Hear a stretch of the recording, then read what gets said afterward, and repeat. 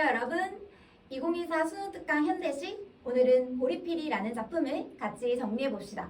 자, 보리필이 작품은요 하나훈 시인의 작품인데 하나훈 시인이 어떤 사람이었는지를 우리가 좀 정리해야 이 시를 이해할 수가 있어요. 하나훈 시인은요 나병 환자였습니다. 자, 그래서 우리 나병이라고 하면요 전염성이 있어서 다른 주변 사람들이 별로 반가워하지 않고 피하려고 했던 그런 병이에요. 그러다 보니까 이 하나훈 시인도 유랑하는 삶을, 여기저기 떠도는 삶을 살았다고 하네요. 자, 그러면 우리 이 시인의 경험을 조금 머릿속에 염두에 두고 시를 같이 한번 읽어보도록 할게요. 1년부터 봅시다. 자, 1년 볼게요. 보리피리리 불면, 자, 그러면 우리 보리피리라고 하는 건요 되게 중요한 소재가 될 거예요. 왜 중요한 소재냐면요, 여러분. 자, 이 보리피리를 불면은 이렇게 고향 떠오를 거고요. 그리고 이렇게 어린 때 떠오르게 될 거예요. 자, 그러면 이 보리피리는요, 화자가 고향이라든지 아니면 어린 때라든지 다양한 경험들을 떠올리게 한 매개체 역할을 할 겁니다.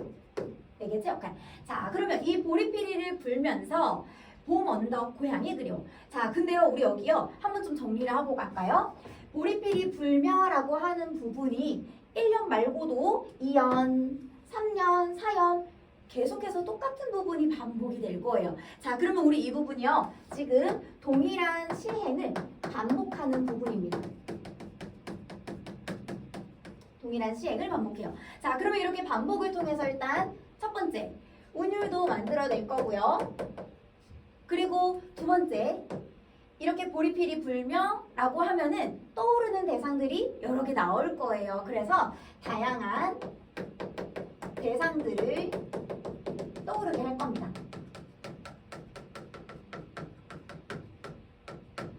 자, 그러면 일단 첫 번째, 봄에 언덕이 있는 고향을 그리워할 거예요. 그래서 고향, 이게 첫 번째로 그리운 대상입니다. 자, 그러면 그립다라고 하는 거는 바로 화자의 정서죠. 필닐리리. 자, 그러면 우리 요 필닐리리 이 부분은 바로 첫 번째 보리피리의 의성어예요. 피리 소리죠. 그래서 첫 번째 의성어를 사용하고 있습니다. 의성어. 자, 그러면 이 의성어를 통해서요. 지금 이 필닐리리라고 하는 소리를 한번 들어보세요, 여러분. 빠르게 부르는 부분이 아니에요. 지금 이렇게 줄표가 그어져 있어서 느리게 읽게 되죠. 필닐리리. 그래서 이 소리에는 한을 표현하고 있고 그리고 슬픔 이런 것들을 표현하고 있다라고 볼 수 있습니다. 자, 그리고 두 번째예요. 두 번째는 이 필닐리리라고 하는 부분을 계속 후렴구처럼 반복을 할 거예요. 자, 그러면 우리 두 번째 반복입니다. 반복. 자, 그러면 이 필닐리리 반복을 통해서 여러분 첫 번째 어떤 효과를 만들어낼 거냐면요. 이 필닐리리를 통해서 1년, 2년, 3년, 4년의 통일성을 만들어낼 거예요. 그래서 첫 번째 통일성을 만들어낼 거고요. 자, 그 다음에 두 번째 똑같은 위치에서 계속 반복을 하니까 안정감도 만들어낼 거고요. 자, 그리고 세 번째. 세 번째는 당연히 반복을 하니까 운율도 만들어내겠죠. 운율. 자, 그리고 마지막 네 번째요. 네 번째는 이 필닐리리가 나오면 한 연이 끝납니다. 그래서 연을 구분해주는 효과도 만들어낼 거예요. 자, 그러면 우리 이제 2연 볼까요? 보리피리리 불면 꽃, 청산이 있었던 그 어린 때가 그리워질 거예요. 이게 두 번째로 그리운 대상입니다. 필닐리리. 자, 그러면 우리 이제 3년 한번 정리해 볼게요.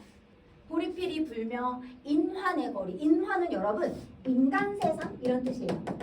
인간 세상의 거리. 인간사가 그리울 거예요. 자, 그러면 인간사 이게 세 번째로 그리워하는 대상입니다. 자, 그러면요 우리 이 시에서는 이 3년이 가장 중요하다고 볼 수 있어요. 왜냐면 우리 아까 전에 가장 처음에 이 하나훈 시인이 나병 환자라고 했었잖아요. 그 나병 환자로서의 그 슬픔이 바로 여기에 드러납니다. 인간 세상이 너무 그리운 거예요. 혼자 동떨어져서 유랑하는 삶을 살다 보니 인간 세상이 그리운 거죠. 자, 그래서 우리 옆에다가 정리해 볼까요? 나병 환자로서의 애환이 잘 드러나는 부분입니다. 자, 그러면 이제 마지막 연이에요. 보리필이 불며 방랑의 기사나. 자, 기사나라고 하는 건요, 여러분, 일단 수많은 산과 강 이런 의미예요. 자, 그러면 일단 방랑하고 있다. 이게 화자의 처지가 될 거죠. 화자의 처지. 그러면 화자는 방랑해요. 많은 산과 강을 방랑하고 그리고 눈물의 언덕도 지나다닐 겁니다. 자, 그러면요, 여러분, 눈물의 언덕에다가 우리 밑줄 한번 그어볼게요. 왜냐면 언덕을 지나가는데 눈물을 흘리면서 지나갈 거예요. 왜냐면 이렇게 방랑하는 게 자기가 좋아서 여기저기 막 떠돌아다니고 싶어서 하는 게 아니잖아요. 여기서는 자신의 그 서러움을 표현하고 있는 거예요. 그래서 화자의 서러운 삶을 표현해주고 있는 부분입니다. 자, 그리고요, 하나 더요. 자, 이 부분을 통해서 우리는 또 어떤 점을 알 수 있냐면, 자, 아까 3년에서 나병 환자로서의 애환이 있다고 했잖아요. 근데 이거보다, 자기가 아픈 거보다 더 슬픈 건 뭐냐면, 더 힘든 건 뭐냐면 바로 사람들과 어울리지 못하고 방랑하는 겁니다.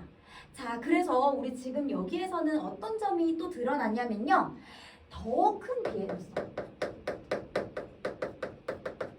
더 큰 비애. 자, 그러면 여기서 말하는 더 큰 비애라고 하는 거는 이렇게 방랑하는 거예요. 혼자서 외롭게 방랑하는 이런 더 큰 비애로 자신의 슬픔을, 그러면 어떤 슬픔이요? 나병의 그 아픔이요. 그 슬픔을 조금 승화시키는 부분입니다. 물론 이게 다 이겨내고 하지는 못하겠죠. 그렇지만 이런 나병, 아프고 힘들고 한 모습, 이런 것을 지금 이 더 큰 비애로 방랑하는 것으로 승화시키고 있다 라고 볼 수 있습니다. 자, 그러면 우리 여기까지가 보리필이 내용이에요. 그러면 우리 보리필이에서 중요한 내용 정리하고 주제까지 한번 정리해 볼게요. 자, 이 시에서 기억해야 될 거, 일단 첫 번째, 보리필이의 역할입니다. 그래서 보리필이는 매개체 역할을 했었죠. 화자가 다양한 것들을 떠올리게 하는 그런 매개체였어요. 자, 그 다음에 두 번째는 의성어의 효과입니다. 그래서 필밀리리라고 하는 의성어 부분이 시에 어떤 효과를 만들어내는지 두 번째 중요한 내용이었고요. 자, 그 다음에 세 번째는 한하운 시인이 나병 환자로서의 경험을 이야기하고 있다. 이 점도 중요한 내용입니다. 자, 그럼 우리 이제 마지막 주제를 한번 볼까요? 자, 주제는요, 인생에 대한 향수와 고향을 그리워하는 내용이 드러나죠. 자, 그리고 삶의 인고. 인고라고 하는 거는 이런 고난을 견딘다, 인내한다, 이런 의미거든요. 그래서 우리 인고까지 정리해 보도록 할게요.